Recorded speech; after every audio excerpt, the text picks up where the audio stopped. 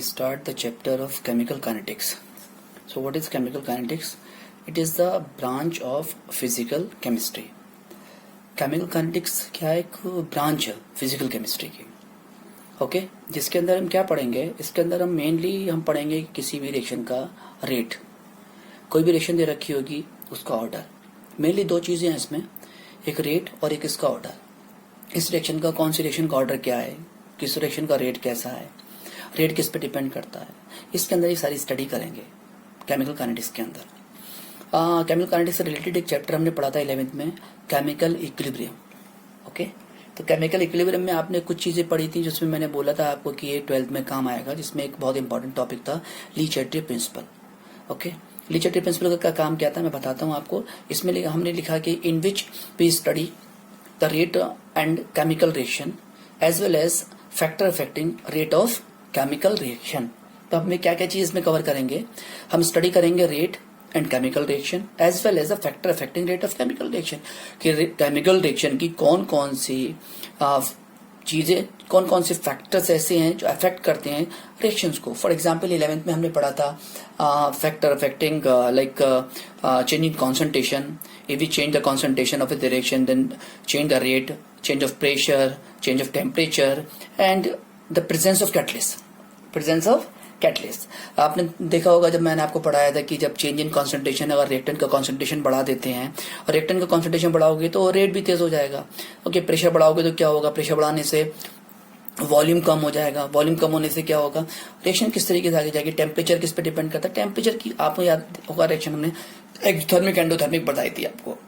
Okay उसका हम बाद में स्टडी करेंगे. अभी हम बात करते हैं रेट लॉ एक्सप्रेशन की, ऑर्डर एंड मॉलिक्यूलरिटी की. ऑर्डर में हम क्या क्या पढ़ेंगे बेटा, ऑर्डर में मेनली पढ़ेंगे जीरो ऑर्डर पढ़ेंगे, फर्स्ट ऑर्डर पढ़ेंगे, सेकंड ऑर्डर पढ़ेंगे. मेनली हमारा जो आएगा यहाँ पे वो फर्स्ट ऑर्डर आएगा. हम फर्स्ट ऑर्डर मेनली पढ़ेंगे यहाँ पे, अपने सिलेबस में मेनली फर्स्ट ऑर्डर है. Okay so what is change. Change दो तरीके से होता है. एक चेंज हम ऐसे कहेंगे कि फिक्स टाइम में चेंज हो रहा है, एक टाइम हम रेंडमली कह देंगे इंस्टेंटेनियस टाइम पे कि एकदम सडन इस टाइम पे चेंज कितना हो रहा है. अगर रेट की बात करते हैं तो change in concentration upon change in time. Okay या हम कह सकते हैं change in concentration in a particular time, this is called the rate. तो रेट के बारे में हम इतना बोल सकते हैं. एक आता है एवरेज रेट. क्या आता है, एवरेज रेट. देखिए हम एवरेज रेट की बात करते हैं तो what is average rate. Average rate में हम लिखते हैं डीसी अपॉन डीटी. ओके बहुत से स्टूडेंट ये बात करते हैं कि सर डीसी अपॉन डीटी क्यों लिखते हैं. देखो डीसी अपॉन डीटी हम इसलिए लिखते हैं कि डीसी का मतलब जो मेनली मैंने इस डायग्राम से आपको समझाया, आपको अगर डायग्राम दिखता होगा तो इसमें एक ये कर्व दिखता होगा जो एक पर्टिकुलर एक लाइन को जहाँ पे टच कर रहा है, यहाँ पे इस जगह पे देखो टच कर रहा है. ओके अगर आप देखो इस लाइन पे, ये जो लाइन दिख रही है यहाँ पे T1 टाइम है, यहाँ पर T2 टाइम है. ओके सबको दिख रहा है अच्छे से, ये T1 टाइम है, ये T2 टाइम है. अगर मैं कह देता हूँ अचानक कि यहाँ पर बताओ, यहाँ पर हमें रेट निकालना है, तो यहाँ पे कोई टाइम नहीं दे रखा है, ना T1 दे रखा है ना T2 दे रखा है. ओके ये रेंडमली एक इंस्टेंटेनियस टाइम है. ओके तो इस टाइम को इंस्टेंटेनियस टाइम के लिए जब भी हम लिखते हैं इंस्टेंटेनियस रेट निकालते हैं तो वहां पे हम डीसी अपॉन डीटी लिखते हैं, स्मॉल डीसी अपॉन डीटी. वरना अगर हम इसका एक पर्टिकुलर टाइम होता तो वहां पे DC upon DT capital DC upon DT बनाते हैं वहां पर, स्मॉल डीसी अपॉन डीटी तो इंस्टेंटेनियस रेट है. ओके तो पहला इसमें हम टॉपिक अभी पढ़ रहे हैं rate expression. What is rate expression. Rate expression में हम ऐसे कह सकते हैं जैसे कोई रिएक्शन है, रिएक्शन में हम रिएक्टेंट होता है. ओके रिएक्टेंट जब टूटता है तो प्रोडक्ट बनता है. आप देखो मेरी पहले रिएक्शन के अंदर you can see this is R stand for the reactant and it gives P for product, यानी कि रिएक्टेंट डिसइंटीग्रेट हो रहा है एंड प्रोडक्ट का फॉर्मेशन हो रहा है. तो आप देखो नीचे मैंने लिखा होगा माइनस. माइनस मतलब वो चीज टूट रही है, वो चीज कम हो रही है, वो चीज डिसअपियर हो रही है. ओके इसलिए माइनस लिखा है. And D R upon D T small amount of concentration of R for reactant and particular time, that is D R upon D T. Minus negative sign indicates disintegration. Okay and which is equal to the जितना ये टूटेगा उतना ही ये बनेगा. बनेगा मतलब plus DP upon DT. तो जो प्रोडक्ट साइड में बात होती है, जिसको नहीं याद है वैसे याद रखो, जो रिएक्शन का ये जो एरो लगा हुआ है बेटा, इस एरो के लेफ्ट में जो चीज है वो रिएक्टेंट है. ओके वो टूटता हुआ दिखाएंगे, यानी कि वो नेगेटिव से दिखाएंगे, और जो राइट साइड में है वो प्रोडक्ट है, उसको बनते हुए दिखाएंगे, वो पॉजिटिव से दिखाएंगे. ओके अगर आप देखो एक रिएक्शन आपके सामने ये है N2 plus O2 gives 2NO. अभी देखो इसमें रिएक्टेंट कौन है, तो रिएक्टेंट इसमें है बेटा N2 है और O2 है, रिएक्टेंट है। और देखो तो लेफ्ट साइड में है, लेफ्ट में यानी कि रिएक्टेंट है।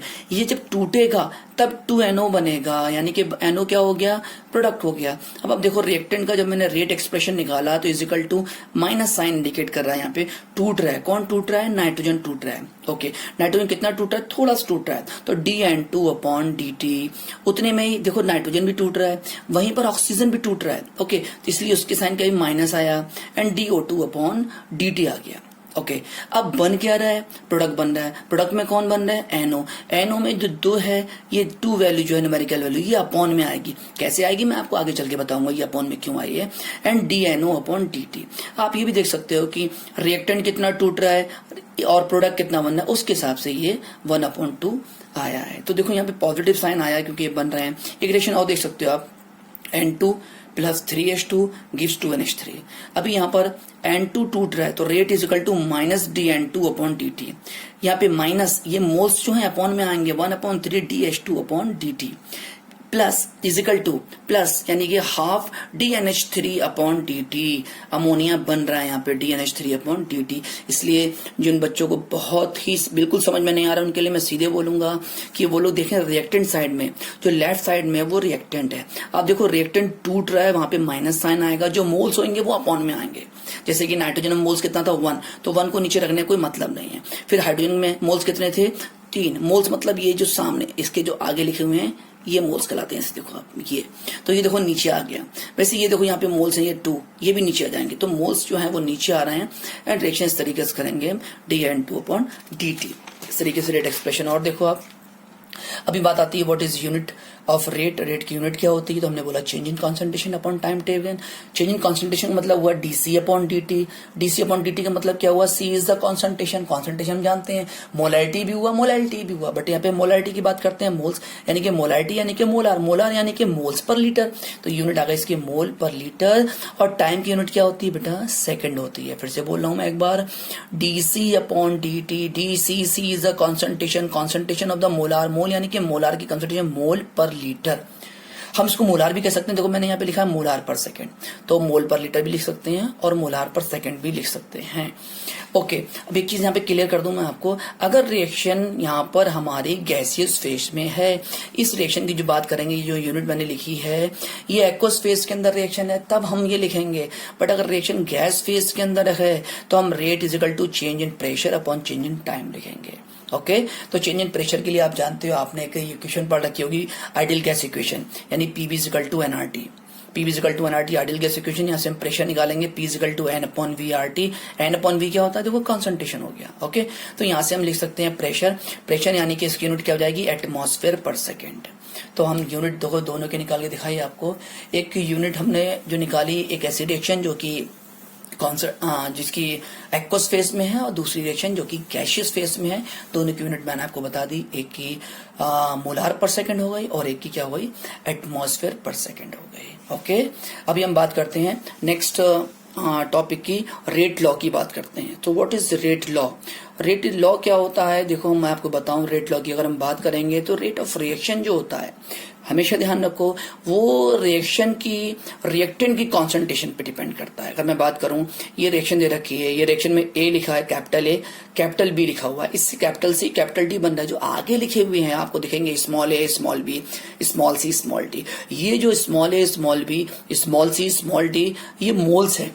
हमने बोला जैसे A क्या है, A मोल्स है, किसका, ए कॉन्सेंट्रेशन का। जैसे हमने लिखा रेट ऑफ रिएक्शन, क्या rate of reaction is always directly proportional to the product of the molar concentration of the reactant. यहाँ पर रिएक्टेंट की मोलर कॉन्सेंट्रेशन A और B है, इन दोनों के मल्टीपल के प्रोडक्ट के बराबर होता है, इन दोनों के प्रोडक्ट के बराबर होता है रेट ऑफ रिएक्शन। एंड इनके जो मोल्स होते हैं वो उसके रेज में, उसके पावर में चले जाते हैं। तो this powers are called the order of the reaction. Actual में क्या कहलाता है, ऑर्डर ऑफ द रिएक्शन। अगर इसकी बात करूं मैं, रेट लॉ की बात करूं, इस पूरे रेट लॉ की, it is called the rate law. R is equal to K, A की पावर A एंड B की power B। So A plus B is the order of the reaction and capital A and capital B are the rate concentration. ये concentration होते हैं।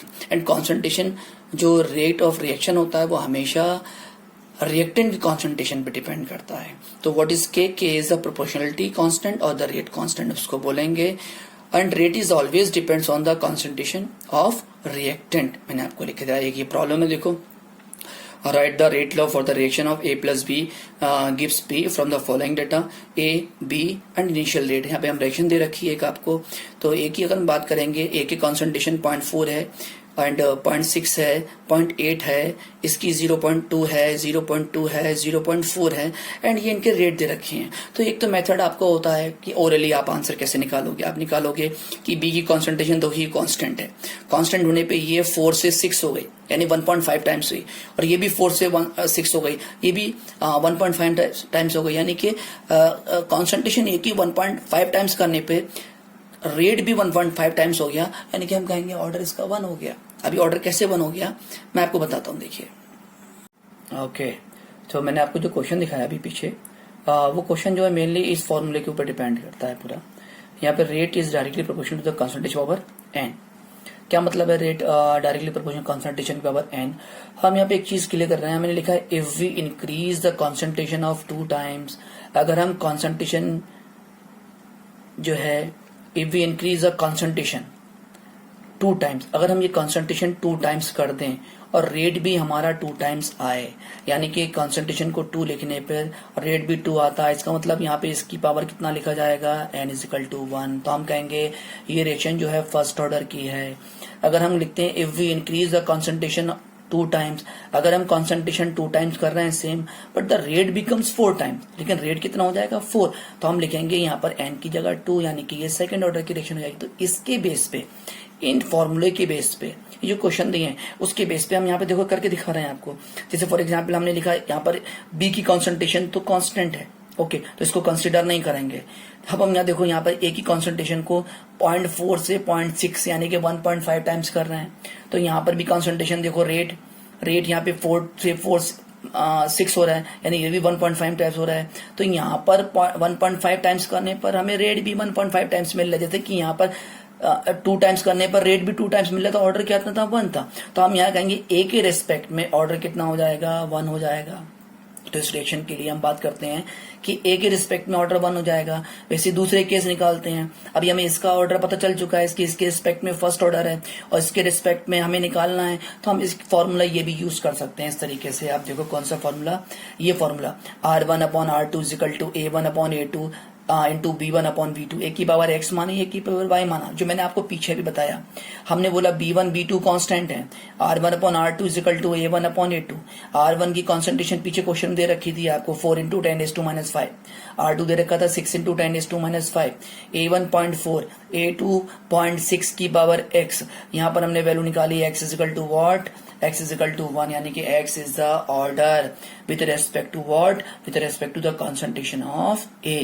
तो x order है, किसका order है, a का order है विद रेस्पेक्ट टू a। हम कहेंगे a के रेस्पेक्ट में फर्स्ट ऑर्डर की रिएक्शन है। अब हम R1/R3 is equal to A1/A3 B1/V3 की पावर x और y लिखते हैं। तो x की जगह में ये हम इसको फाइंड कर चुके हैं, तो हमने इसकी वैल्यू 1 लिख दी। इनकी वैल्यू पुट करने पर हमें ये आंसर निकल के आएगा, इसका 2 निकल के आएगा। इस तरीके से a और b का ऑर्डर हमने निकाल लिया, a के रेस्पेक्ट में 1 ऑर्डर का और b के रेस्पेक्ट में 2 ऑर्डर का। तो इस तरीके से निकालते हैं ऑर्डर ऑफ फ्रिक्शन। अभी ऑर्डर ऑफ फ्रिक्शन क्या है मैं आपको पूरा सही से बताऊं, क्वेश्चन के फॉर्म में कैसे आता है ये ऑर्डर ऑफ फ्रिक्शन।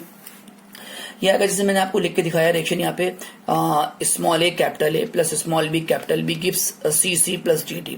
मैंने आपको पीछे बोला भी था कि what is A is the order with respect to the concentration of capital A, B is the order with respect to the concentration of capital B and the total order is A plus B। जो भी order रहेगा, जैसे पीछे वाले question में भी हमने निकाला था 1 + 2, तो टोटल ऑर्डर कितना आया था उसका 3 आ गया। अगर हम पीछे क्वेश्चन बात करें, यहाँ पर पीछे देखो जाके एक बार, तो आप देखोगे वहां पर कि ए के रिस्पेक्ट में फर्स्ट ऑर्डर था, बी के रिस्पेक्ट में सेकंड ऑर्डर आया, तो टोटल ऑर्डर कितना हो गया 3 हो गया। अब यहाँ पर वो कह रहा है व्हाट इज ऑर्डर, हम ऑर्डर की बात करते हैं। तो it is defined as the sum of the power of the concentration of the reactant in the rate law expression. Order of reaction can be 0, 1, 2, 3 and even a fraction. Okay, then all the decomposition reaction. अब ये मैं आपको बता रहा हूँ, hint दे रहा हूँ कि कहीं पर भी हमें लगे कि कौन सी रिएक्शन कैसे निकालना है। ये तो मैंने आपको बता दिया कि ऑर्डर कैसे निकालते हैं, रिएक्शन दे रखा होगा उसका ऑर्डर कैसे निकालेंगे, पीछे क्वेश्चन दिया उसके बेस पे निकाल सकते हैं।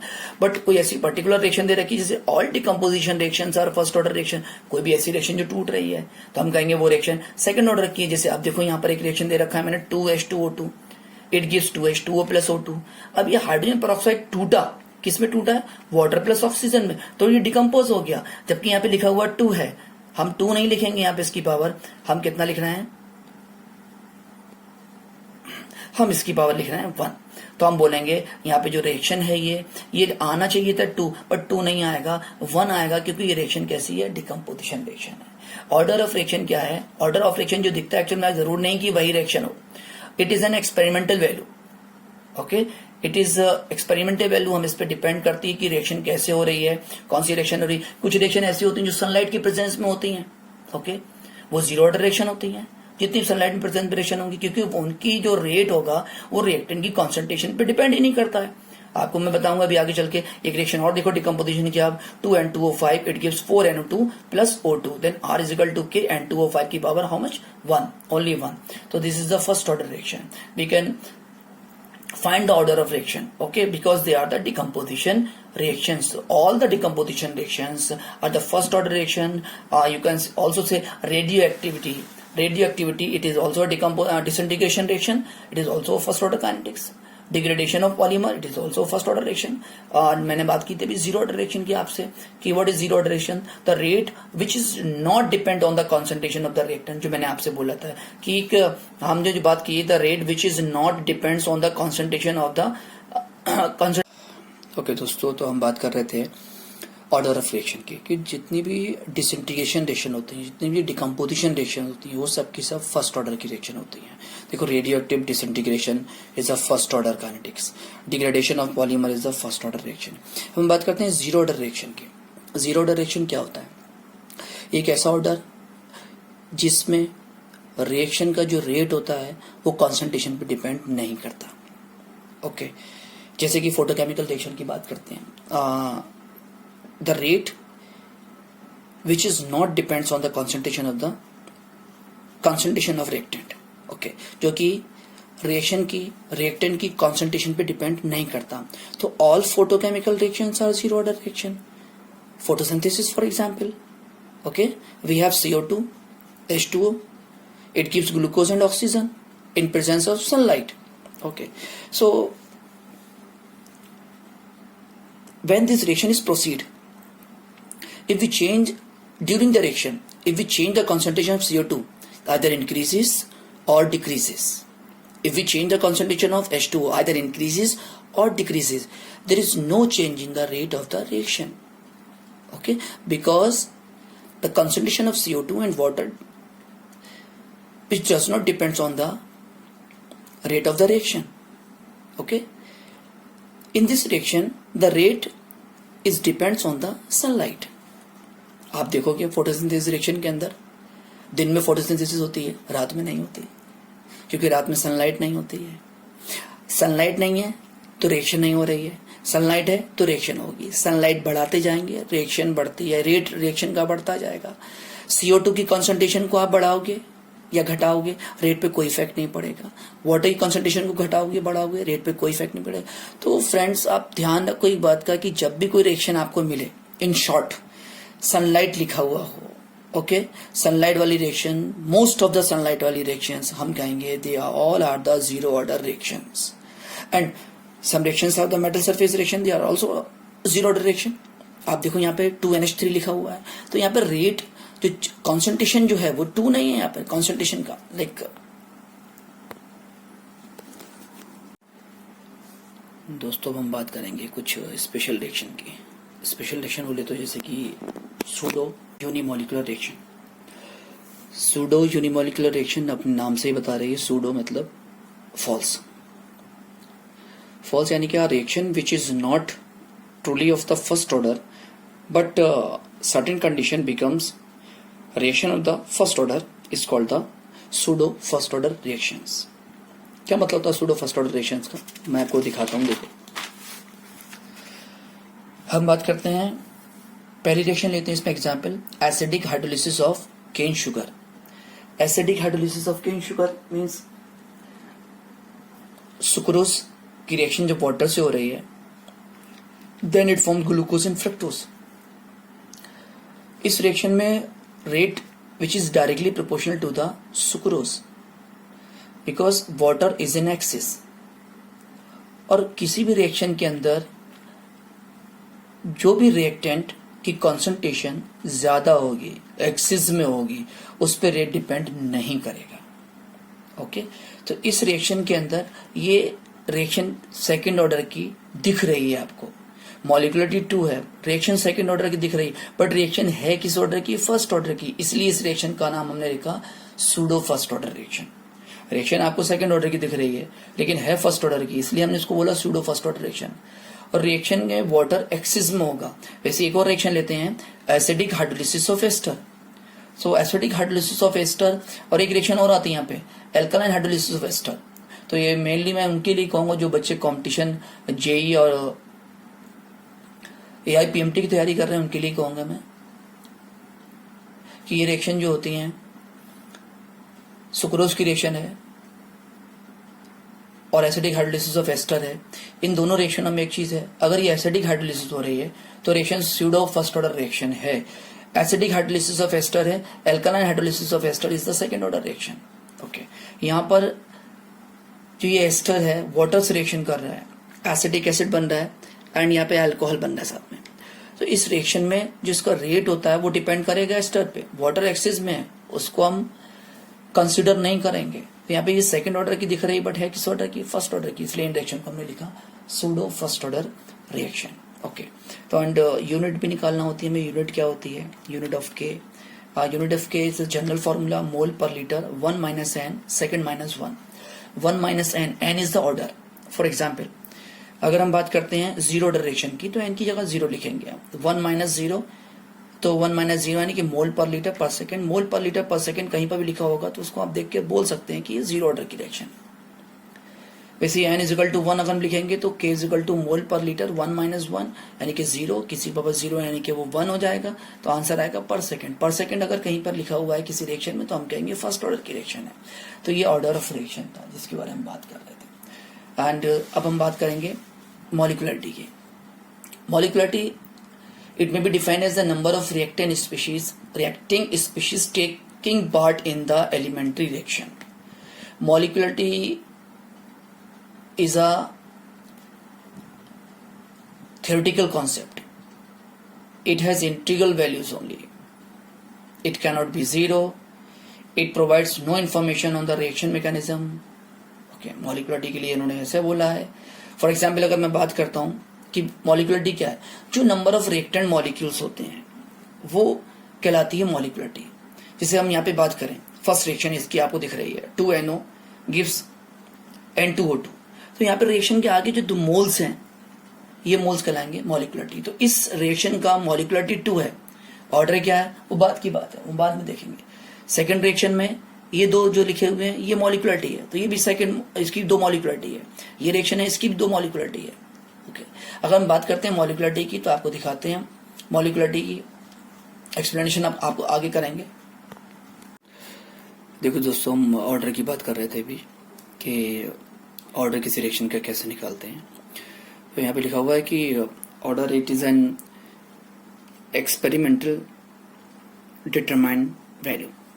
It can be 0, fractional.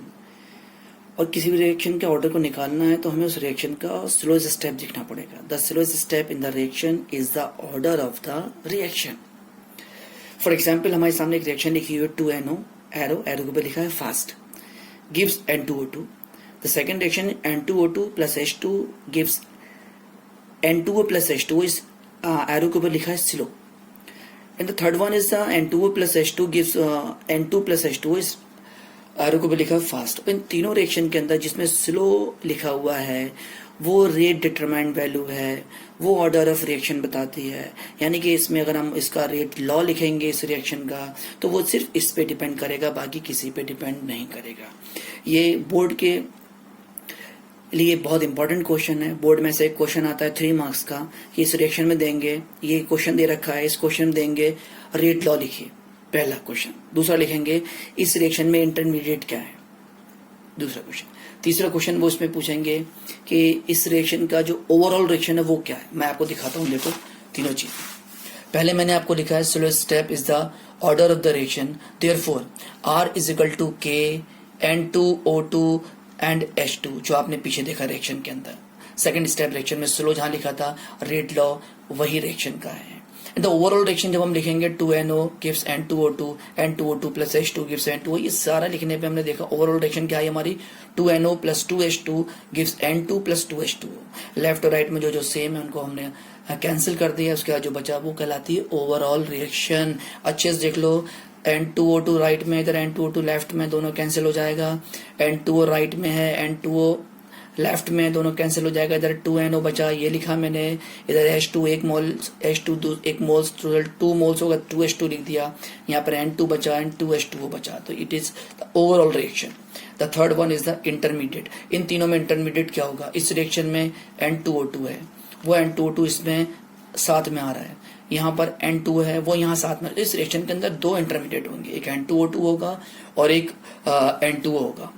And ऐसे हम किसी भी रिएक्शन का ऑर्डर निकाल सकते हैं जब हमें क्वेश्चन दिया हुआ होगा।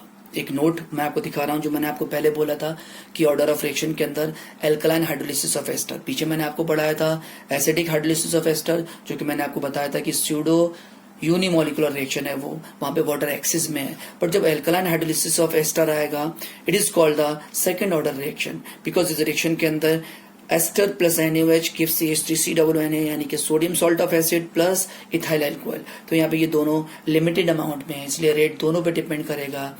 यहाँ पर इसकी मॉलिक्युलरिटी भी 2 है, इसका ऑर्डर भी 2 है।